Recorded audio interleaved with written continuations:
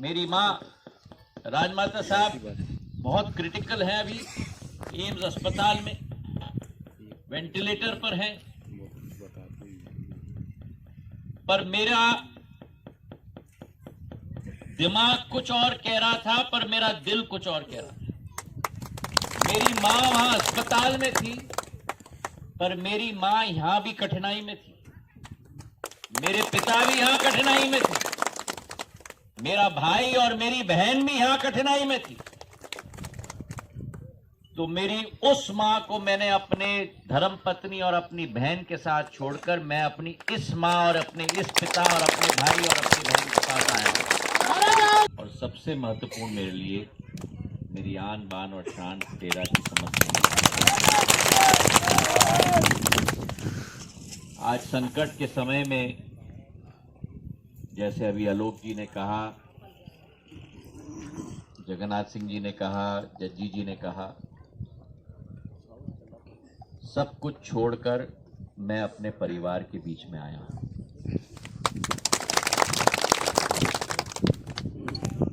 आपका सानिध्य, आपका आशीर्वाद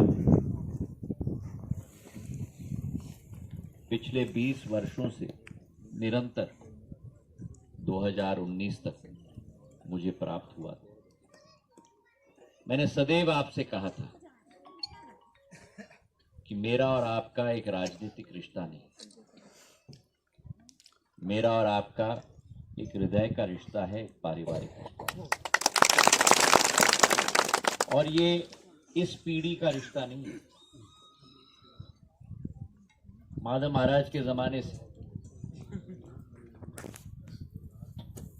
जब पूरे ग्वालियर चंबल संभाग में 750 बांध बनाए गए थे, टंकियां बनाई गई थी, किसके लिए? किसान के लिए नहीं, अन्नदाता के लिए।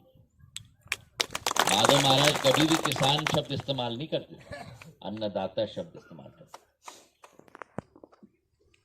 क्योंकि अगर मां पृथ्वी का संरक्षण, मां पृथ्वी की सुरक्षा और मां पृथ्वी के कोख से अन्न पैदा करने की क्षमता कोई रखता है, तो वो केवल मेरा अन्नदाता रखता है। और अन्नदाता सिंधिया परिवार का एक अभिन्न अंग नहीं, लेकिन हृदय का टुकड़ा सदैव रहा है। चाहे उस जमाने में ग्वालियर से शिवपुरी, ग्वालियर से श्योपुर, ग्वालियर से भिंड की रेल लगाई गई थी ताकि किसान अपना अनाज ग्वालियर के मंडी तक ला पाए।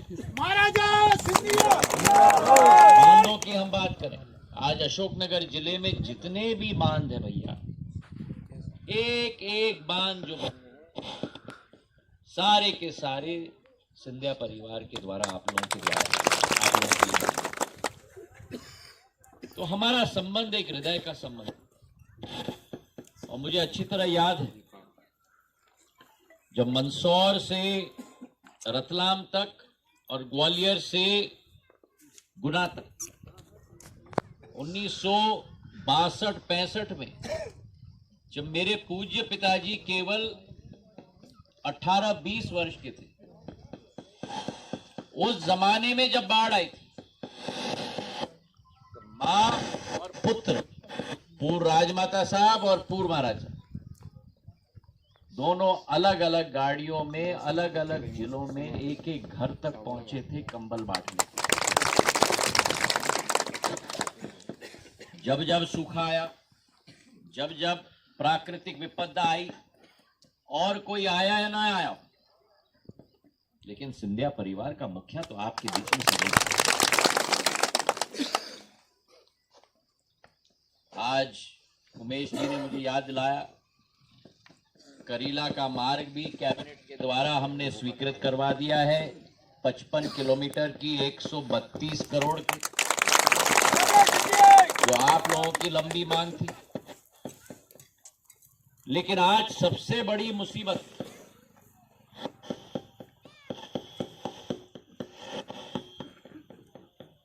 ओलावृष्टि से क्षतिग्रस्त हमारी फसल,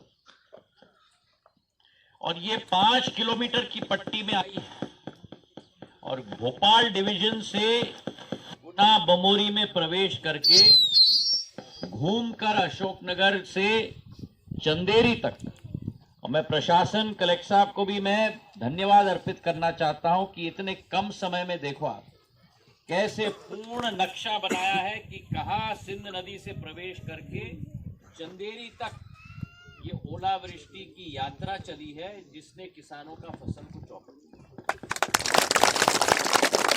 तो ये कार्य हमारे प्रशासन ने पिछले 48 घंटों में, मैं धन्यवाद देना चाहता हूं कलेक्टर साहब को, एसडीएम साहब को, पूरी टीम को। आप में से कई बुजुर्ग मेरे अन्नदाता भी बैठे,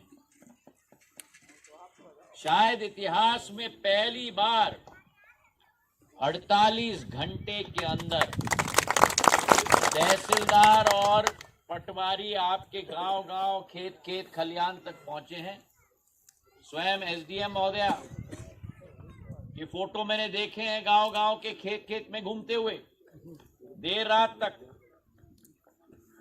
पूर्ण मूल्यांकन करके ये नक्शा भी बनाकर कि किस तरीके से पट्टी चली, कौन से गांव है, सब गोले लगा दिए गांव पर। अभी ये पटवा, अभी हम लोग फुटेरा में, इसके पहले मैं गुना के बेटा घाट से पहाड़ा आया था, पहाड़ा से फुटेरा, फुटेरा से मैं जा रहा हूं जनोदा, जनोदा से जा रहा हूं मैं चंदेरी।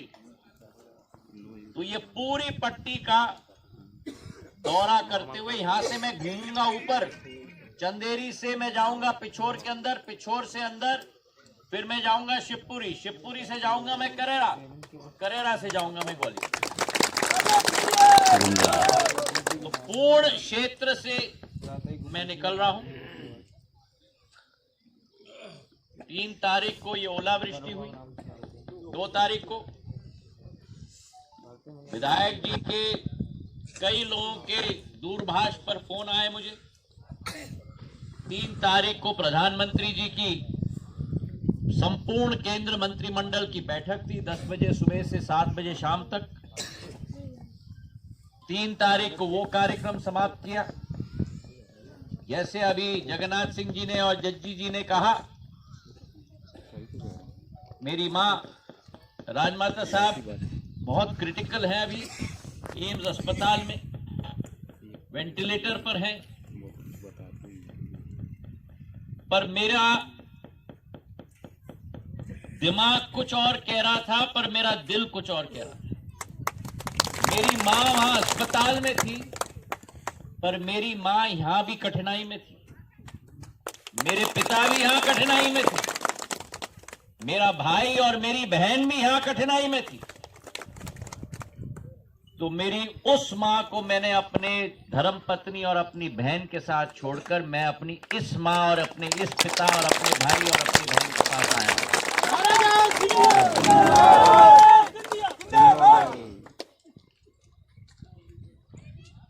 वही रिश्ता आपका और हमारा है।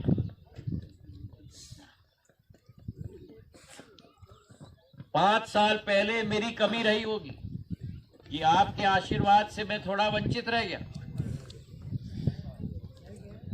लेकिन फिर भी जब जब अशोकनगर में, गुना में या शिवपुरी में संकट या कठिनाई आई, चाहे कोरोना आया हो, जो अभी जज्जी जी ने कहा, एक एक गांव का एक एक व्यक्ति को ऑक्सीजन पहुंचाने का कार्य हम लोग ऑक्सीजन के सिलेंडर ग्वालियर, अशोकनगर से ग्वालियर ट्रक से भेजते थे। वहां मैंने वायुसेना का C-130J हरक्यूलिस प्लेन बुलाया, ऑक्सीजन के ट्रक को उसके अंदर ठोसा, वहां से हमने रांची भेजा, रांची में ऑक्सीजन के प्लांट से उसको भरवाया, फिर रेलगाड़ी के ऊपर उसको बैठाया, रेलगाड़ी को गुना जंक्शन तक लेके आया, वहां से उतरवा के आपके अस्पताल में पहुंचाने का कार्य हम लोग। इंजेक्शन नहीं थे रेमडेसिविर के, विदेशी कंपनियों से बात करके शिवराज सिंह जी से के साथ मिलकर एक एक अस्पताल